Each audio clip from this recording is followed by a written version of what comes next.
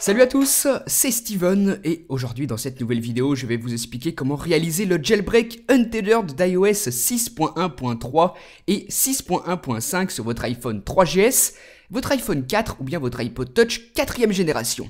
Donc ce jailbreak, il vous permet aussi d'activer votre iPhone si vous n'avez pas la carte SIM d'origine et que vous êtes bloqué sur cette étape lors de l'activation d'iOS. Donc si vous êtes bloqué là-dessus sur votre 3GS ou votre iPhone 4, la méthode de jailbreak permet également d'activer l'iPhone. Voilà, donc sans plus attendre, on va voir comment réaliser tout ça. Vous faites une petite sauvegarde avec iTunes par précaution. De toute façon, ne vous inquiétez pas, vous n'allez absolument rien perdre sur votre appareil. Donc pour débuter, vous prenez votre câble dock USB et vous reliez votre iPhone 3GS, votre iPhone 4 ou bien votre iPod Touch 4G à votre ordinateur et ensuite c'est parti. Petit aparté pour ceux d'entre vous qui ont déjà un jailbreak de type tethered sous iOS 6.1.3 ou 6.1.5 grâce à l'une des vidéos que je vous ai proposées il y a plusieurs mois. Donc si vous êtes dans ce cas-là, si vous avez déjà un jailbreak de type tethered, pas besoin de recommencer, vous pourrez passer directement au jailbreak untethered un petit peu plus loin dans la vidéo. Donc pour ceux qui partent de rien, qui n'ont absolument aucun jailbreak sur leur appareil, sur votre ordinateur vous allez avoir besoin de deux choses. Premièrement, Redsn, l'utilitaire de jailbreak que vous pouvez télécharger pour Windows et pour Mac grâce au lien qui se trouve dans la description de la vidéo. Et vous avez aussi besoin du firmware d'iOS 6.0 correspondant à votre appareil. Donc attention, c'est bel et bien iOS 6.0 et pas 6.1.3 ou 6.1.5. Donc téléchargez ces deux choses.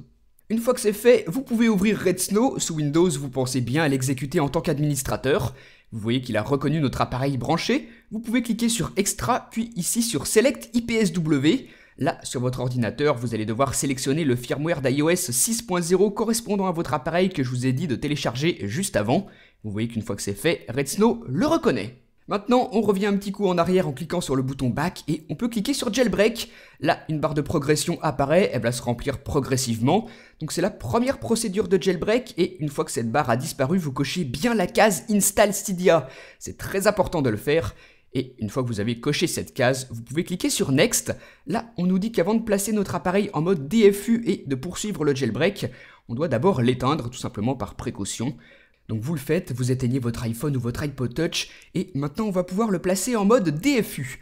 Donc préparez-vous à appuyer sur le bouton Power ici en haut, vous appuyez sur Next sur Redsn et vous appuyez pendant 3 secondes sur le bouton Power, ensuite sans le relâcher vous appuyez pendant 10 secondes sur le bouton Home, donc Home et Power pendant 10 secondes, vous voyez que Redsn fait le décompte en même temps, 3, 2, 1, vous pouvez relâcher maintenant le bouton Power tout en continuant de maintenir le bouton Home encore une fois pendant une dizaine de secondes.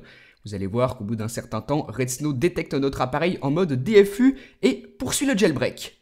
Pendant ce temps-là, vous ne touchez à rien, cette image va apparaître à l'écran et ensuite vous aurez des lignes blanches sur fond noir qui vont défiler, donc pas de panique, c'est tout à fait normal. Elles vont ensuite disparaître pour être remplacées par l'ananas de Redsn avec une barre de chargement juste en dessous.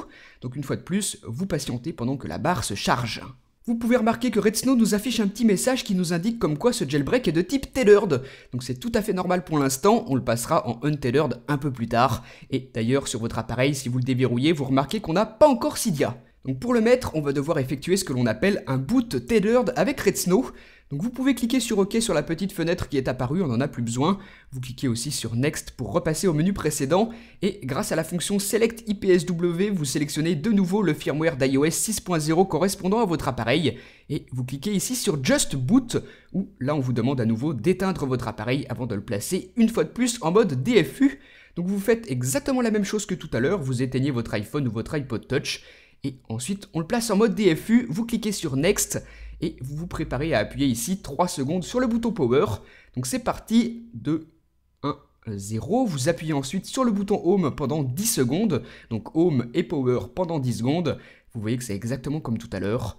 2, 1, 0. Vous relâchez le bouton Power tout en continuant de maintenir le bouton Home jusqu'à que Redsn détecte votre appareil en mode DFU. Et une fois que c'est fait, vous pouvez tout relâcher. Le boot tethered est en train de se faire. Une fois de plus, vous patientez pendant que Redsn fait son travail, qu'il vous affiche ce petit logo à l'écran, le petit ananas de Redsn. Il va ensuite disparaître et votre appareil va redémarrer. Donc vous attendez que ça se fasse et une fois que c'est terminé, vous pouvez déverrouiller votre iPhone ou votre iPod Touch et vous remarquez qu'on a maintenant ici Cydia. Le jailbreak s'est très bien passé, c'est presque terminé, vous allez voir. Donc vous ouvrez Cydia, vous sélectionnez votre type d'utilisateur, vous faites OK et vous patientez quelques secondes le chargement de la page d'accueil de Cydia. Et ensuite, voilà, votre iPhone ou votre iPod Touch est désormais jailbreaké sous iOS 6.1.3 ou 6.1.5.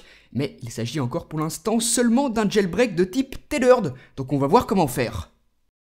C'est maintenant là que ceux qui avaient déjà effectué ce jailbreak auparavant grâce à l'une de mes vidéos nous rejoignent. On va voir comment passer d'un jailbreak de type tailored à un jailbreak de type untailored sous votre iPhone 3GS, votre iPhone 4 ou bien votre iPod Touch 4G maintenant jailbreaké sous iOS 6.1.3 ou 6.1.5. Donc dans la recherche Cydia, vous tapez P et 0 et vous recherchez le paquet qui s'appelle PO6Spawn. Donc c'est lui qui va nous permettre de passer d'un jailbreak de type tailored à untailored. Donc tout ce que vous avez à faire, c'est appuyer sur le bouton installer. Vous installez ce paquet, vous attendez quelques secondes que ça se fasse, ça va aller très vite. Ensuite, vous pouvez quitter Cydia et hop, c'est terminé.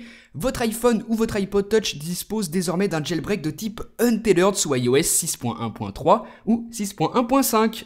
Voilà, donc c'était pas plus compliqué que ça. Je vous rappelle que vous ne perdez absolument rien sur votre appareil en le faisant. Donc dites-moi ce que vous en avez pensé dans les commentaires et à très bientôt pour une prochaine vidéo. Salut!